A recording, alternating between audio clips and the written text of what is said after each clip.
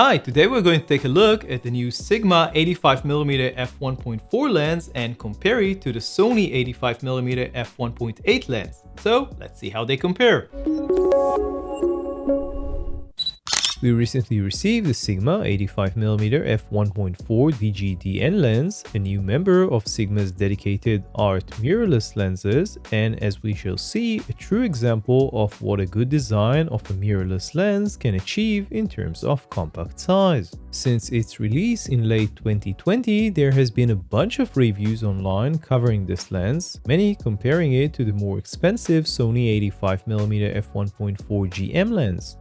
We see very little point in repeating those reviews, but since we have been working with a less expensive but still highly regarded Sony FE 85mm f1.8 lens, we will be comparing it to the new Sigma on this review.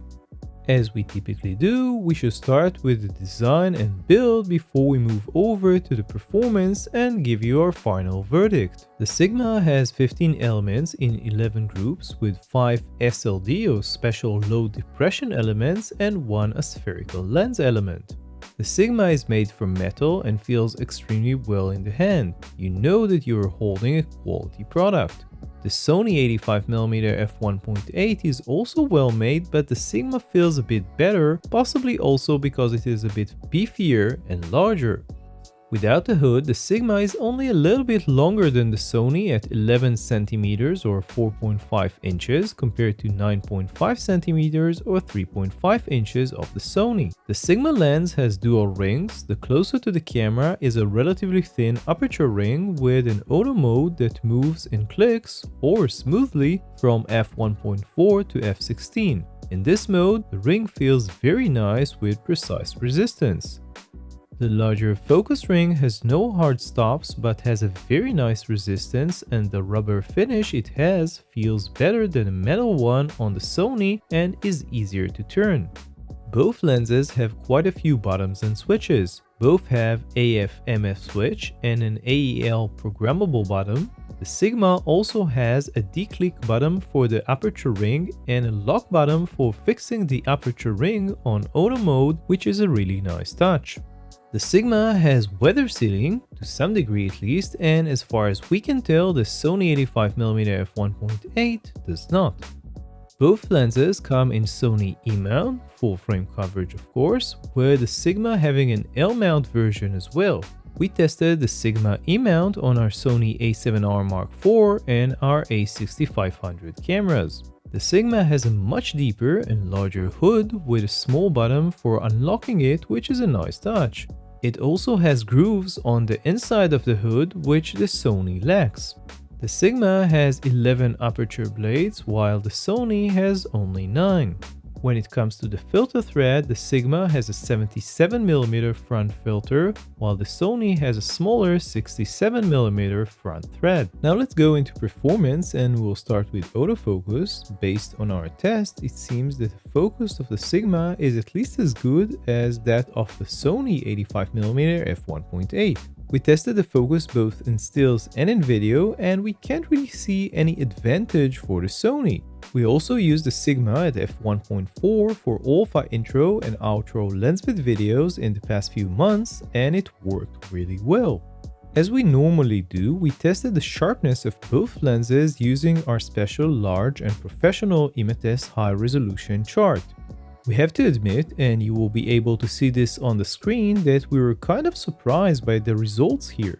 We actually repeated these tests at least 5 or 6 times, making sure that they have been done in the best way that we can. At the center of the frame, wide open at f1.4, the Sigma is actually very sharp, sharper than the Sony at f1.8. Both improve somewhat when closing down, the Sony actually more than the Sigma. The corners tell a very different story, which really surprised us. Both lenses are fairly soft wide open, but even when closed down to f2.8, the image is still pretty soft. On the Sigma, f4 start to show promise, but honestly, if you want true corner sharpness, especially on a 60 plus megapixel camera like the A7R IV, you need to go to f8. Not exactly what we expected to find here. If you're looking for the ultimate winner here though, the Sigma is sharper, brighter and more contrasty at f8 in the corners. The center is fairly similar between both lenses. One last point that we discovered during these tests. One of these lenses is not a true 85mm. Basically, the Sigma is visibly longer in reach than the Sony. This isn't necessarily a pro or a con, just something to keep in mind. The official minimum focusing distance of the Sigma is 85 cm, although we were able to focus as close as 78mm. The Sony's official close-up distance is 80 cm, and that is exactly what we got in our test. The macro magnification ratio of the Sigma is only 1 to 8.4 compared to 1 to 7.6 of the Sony, both considered low and quite common for this type of lens. As for the macro image quality, both lenses are soft up to at least f2.8 in the center, and we would even consider closing down to f4 or more if you have the option. In our testing, the Sigma seems to have very significant breathing. The Sony might be a little bit better, but both are far from ideal in this respect and light years away from the Sony 35mm f1.8, which we recently tested here and has practically zero breathing.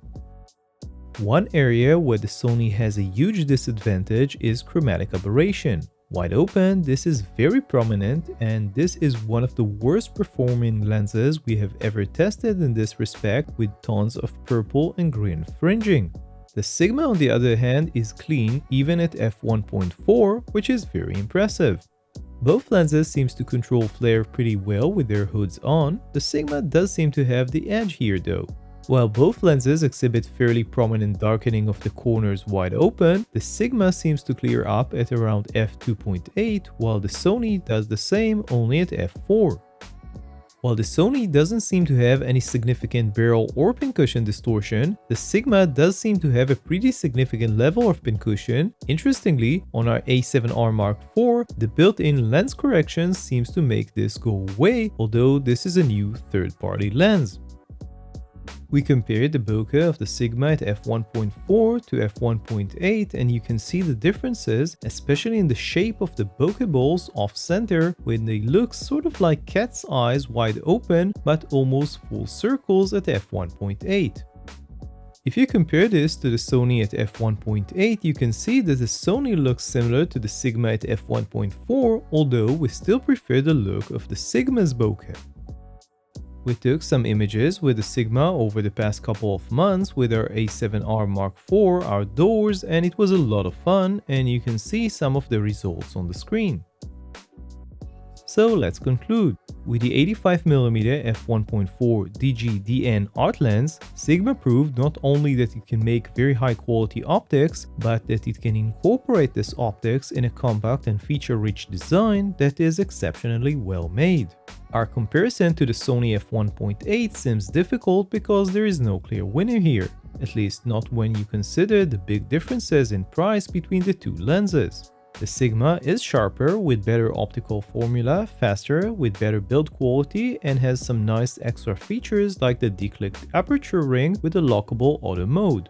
However, the differences when you look at the final images are not that huge, although the Sony does suffer from severe chromatic aberration wide open, which is possibly its biggest shortcoming. Finally, pricing.